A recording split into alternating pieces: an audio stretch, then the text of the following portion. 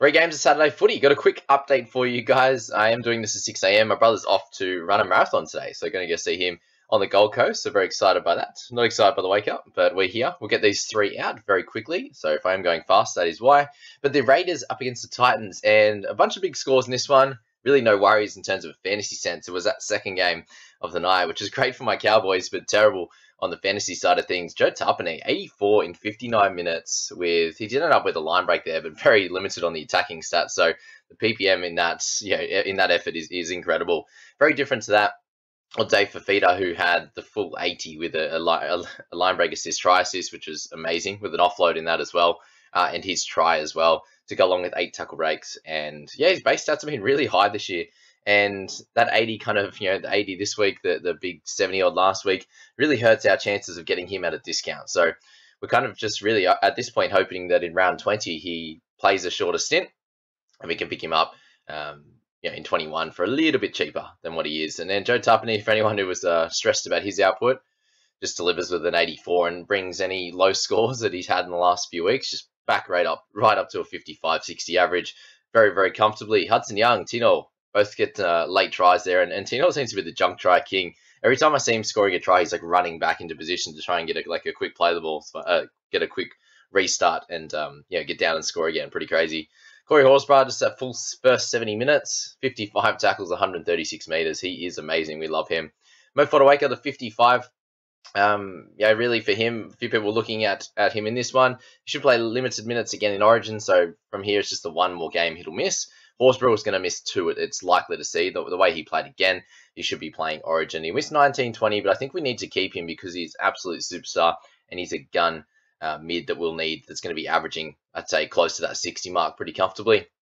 Tanner Boyd, the 48. So just base stats in this one: 3 forced dropouts. Ran the footy a fair bit. I swear I only saw it a couple of times, but fair enough. 92 meters. That's that. There you go. Matt Timoko.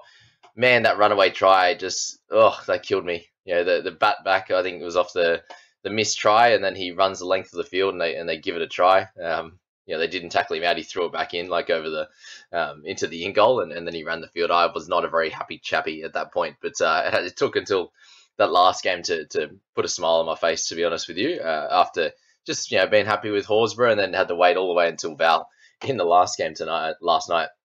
It's going down. Not really many more guys to look at the cheaper range there. Obviously, Salo was an injury, so unfortunate for him. He only had the 10 points in 13 minutes, and then Jaden Campbell only got him for 5. So he'll be a 220k cheapie at the start of next year. Very, very high likelihood. What about this game from the Cows? They absolutely look like a team on a mission, and they're playing so well, and we're able to get out to a 74-0 victory. It's the most points they've ever scored in their franchise history, I believe. So, 74-0. I think that's the real pleasing part of that is the nil, as Todd Payton said. And Drinkwater is playing incredible footy. Ridiculous. 5 try assists there, 2 line breaks, 4 offloads, 234 meters, even some kicking there as well to get a couple of points. But him, Dearden, Nanai, Holmes, Talangi, even Valamay getting a couple of tries there. They all were great. Cohen Hess running for big meters, doing really well with tackle breaks and offloads as well. So awesome stuff from all the Cowboys. And obviously this was a game where I was bringing in IPAP, and for him to score 44 in this matchup, we'll take it, to be honest with you. It could have been a lot worse. There's so much time where, yes, obviously they don't have the ball and they're tackling, so that's good for his stats in that way, but bad for any type of running stats, and no tackle breaks, no offloads in that. 43 makes 3 misses. So, for him to get 44, we'll take it, and hopefully it does get better from here. The other guy we're looking at was Shawnee Bloor, the 51 on his point, and he was on 40 at halftime, and they were down 42-0. So that was really impressive. He had 2 offloads in there at halftime. He had the turnover tackle, 42 tackles made, 5 misses. They went down his side a fair bit. He seemed to tackle well for the most part. There was a couple that they almost got away, and he kind of reeled them in. But that's that. Guys like Val Holmes is someone that, if the Cowboys continue to go on this run, they're an interesting player to have in the last sort of 5-6 rounds. But they do have a bye in, I think, 25 or 24, if I'm correct. I think it might be 25, so all of these guys, you need to look at that as well. And obviously they've got a bunch of Origin players as well, especially in that top tier. Dearden, just really happy with how he's playing it at the moment. He's getting his average right back up. I don't think he played great for the first portion of the year, so great to see that improving from there. Stafford Toa 39, you really take that in this type of game. So anyone in the Tigers, if they can get over 30, end up being a solid job. Simkin, the 38. So, yeah, if you grabbed him, really happy with his 38 in this type of effort. Obviously, 3 missed tackles and a penalty. I think that they'll continue to use him and Talon the way they are at the moment. Lucy Leilua started pretty well. He was on 37, and then he went off at the 54-minute mark. Didn't need to play the full 80 this one. Kind of lucky and happy that Robson did end up playing the full 80 because he snuck that try assist in the last second. Oh, why is he got 99 run meters? Talking about this last night where the run meters, they seem to cook us for the most part. Look, Stefano got this full 70, but yeah, 208, 186, 99, 88, 59. Laurie got the full point as well, but yeah, very frustrating. You don't get that way. Anyway, but yeah, Robson 36. There was some talk of me trading him to Haas just before the game started, and that would have been nice. Obviously, an extra almost 40 points. But it wasn't to be. I was hoping there could be issues in next week's team list, so I just wanted to keep the 2 trades available for next week. Obviously, hindsight would have been nice to do it, but I was worried about the trade situation next week. There you go. Bateman got an early spell as well with them getting absolutely hammered. He's been playing 80 minutes every week, close to it the last 6 weeks or so, or more since he's moved to the middle. Big minutes, and not the game for him to do that. So 33 for him.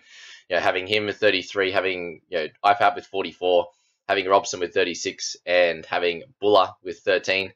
Ooh, it's a tough game. Tough game, but yeah, we dust off. Well, 15, sorry, for Buller. 3 errors, 5 missed tackles. It was not his game at all, unfortunately. So, yeah, that's that with that one. And then we'll just finish it off with the Broncos and the Dolphins game. And really, it was the Payne Haas, as always, and Cobbo, really, and Farnworth. Those 3 absolutely dominated in this one. So they get all their kudos. Obviously, Payne Haas, when he's fit, firing, getting good minutes, he's going to be scoring amazingly well. And that happened in this one. Actually, he did have the 1 negative in the end, but 10 tackle breaks. 3 offloads to hand is incredible for him. Cobbo, the 72, Farnworth 62 there. Balance 55. So he had a quick tap off the penalty or whatever, at like 10 meters out from their line, and then just ran straight over Farnworth and ended up getting through for a line break. So that got him a couple of 2-3 tackle breaks early, and then got an awesome line break try with four tackle breaks there to score, which was good, but got him all the way to a 55. And I think a lot of the issues when Farnworth was scoring at the start, you could attribute a little bit to him, but he almost held him up, and I think it's just their defensive principles, and obviously Farnworth's a really good player. So you'd hope that Val keeps his spot. I think he did enough.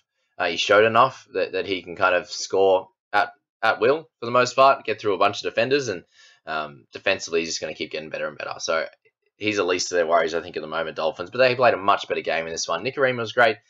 Jeremy Marshall-King did a great job as well. So, yeah, some positive signs for him. They're a much better team when Jeremy Marshall-King's on the park, that's for sure. Hammer at left centre. They didn't really score many tries. They scored a few. Cobbo down that right wing. Wasn't really because of Hammer at centre, that's for sure. Stagsy 39, O'Sullivan 38. So he's getting pretty cheap, but again, we're not going to look at him. It'll be more like a next year thing, I'd imagine, with Sean. Sako 34. If anyone who had him, look, you'll take that. He was pretty low for a good portion of this game. And really, we got Priakura down to 29, so a little bit low for him. Lemuelu down to 24, so he was 30, and then went down from there. So he ended up with 18 in the negatives. Ended up playing the full 80 because they had some issues in their forward pack. Unfortunately, they Felice went down pretty early. So yeah, Kenny moved over. Aiken moved in there, and then Lem played the full 80 on that one. Tristan Saylor, the 18, didn't really need him. He wasn't really featured. Didn't really have to feature too much. He had the 1 try assist there. Katoa with 21, so he's going to be pretty cheap again next year, and Hammer with 28. So that's mainly it for this one, guys. Just wanted to get in and get out, and hope that helps. And obviously 2 games to go. I'll be hoping to try and get somewhere close to where I started the week. But if I do happen to lose 20, 30 spots, then so be it. I'm about 140 odd, I think, with 4 players left. Teddy obviously being the ace in the hole to be able to get us out of it. But yeah, good luck, guys, in the next one.